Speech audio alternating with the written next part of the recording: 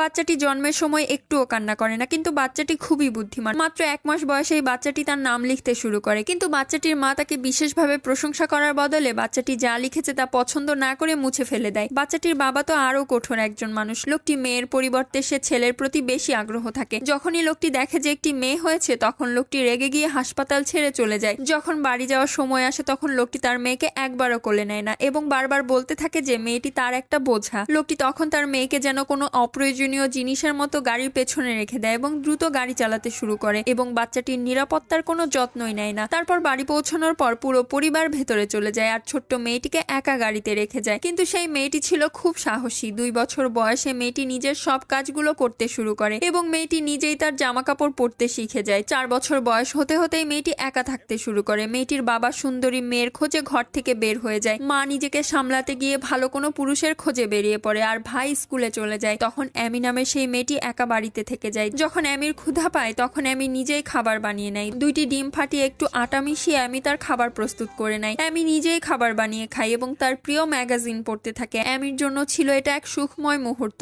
খুব শীঘ্রই বাড়ির সব ম্যাগাজিন শেষ হয়ে যায়। অ্যামির পড়ার প্রতি আগ্রহ এতই বেড়ে যায় যে সে তার বাবাকে বই কেনার কথা বলে, কিন্তু অ্যামির অদ্ভুত স্বভাবের বাবা বলে যে টিভি দেখেই সবকিছু শেখা সম্ভব, বই পড়ার কি প্রয়োজন। অ্যামির তখন এইসব দেখে তার মনে হয় যে এই পরিবারের কেউ তার পাশে থাকবে না এবং তাকে একা এগিয়ে যেতে হবে। পরের দিন যখন পরিবারের সবাই তাদের কাজের জন্য বেরিয়ে যায় তখন অ্যামি তার ফোন ডাইরেক্টরিতে লাইব্রেরির নাম খুঁজে বের করে। লাইব্রেরিটি থাকে বাড়ি থেকে মাত্র 10 কিলোমিটার দূরে, কিন্তু এই দূরত্ব অ্যামির পড়ার আগ্রহকে থামাতে পারে না। সেখানে পৌঁছে অ্যামি বিনীতভাবে লাইব্রেরিয়ানের সাথে পরিচিত হয় এবং বাচ্চাদের বিভাগের দিকে চলে যায়। লাইব্রেরিয়ান তখন অবাক হয়ে দেখে যে এত ছোট একটা মেয়ে একা কিভাবে আসলো, কিন্তু অ্যামি তাকে দেখভালের জন্য কাউকে প্রয়োজন মনে করে না, কারণ অ্যামির বইয়ের মধ্যেই বসে থাকতে সবচেয়ে ভালো লাগে। সেই দিনের পর থেকে অ্যামি প্রতিদিনই লাইব্রেরি যেতে শুরু করে এবং একের পর এক বই পড়তে পড়তে তখন বাচ্চাদের বই দ্রুত শেষ হয়ে যায় এবং তারপর অ্যামি বড়দের বইয়ের দিকে এগিয়ে যায়। লাইব্রেরিয়ান অ্যামির আগ্রহ দেখে এতটাই মুগ্ধ হয়ে যায় যে তিনি তাকে লাইব্রেরির কার্ড দিয়ে দেয়। তখন থেকে অ্যামি বই বাড়ি নিয়ে যেতে পারে আর অ্যামির যাত্রার সময়ও কমে আসতে শুরু করে। সময় চলে যায় এবং অ্যামি তখন 7 বছর বয়সী হয়ে ওঠে। যখন অ্যামি স্কুলে যাওয়ার বয়সী হয়ে ওঠে তখন অ্যামি তার বাবাকে স্কুলে পাঠানোর কথা বলে, কিন্তু তার বাবার ধারণা ছিল যে অ্যামি কেবল 4 বছর বয়সী। তাই লোকটি তার স্ত্রীর সাথে পরামর্শ করে। লোকটির স্ত্রী তখন বলে যে অ্যামি এখনো স্কুলের জন্য প্রস্তুত নয়। আসলে অ্যামি 7 বছর হয়ে গেছে, কিন্তু তার মা বাবার তার বয়স নিয়ে কোনো চিন্তা ছিল না। যখনই তারা মনে করে অ্যামির স্কুলে যাওয়ার সময় হয়ে গেছে অ্যামির বাবা তখন কিছুটা চিন্তিত হয়ে পড়ে, কারণ বাড়িতে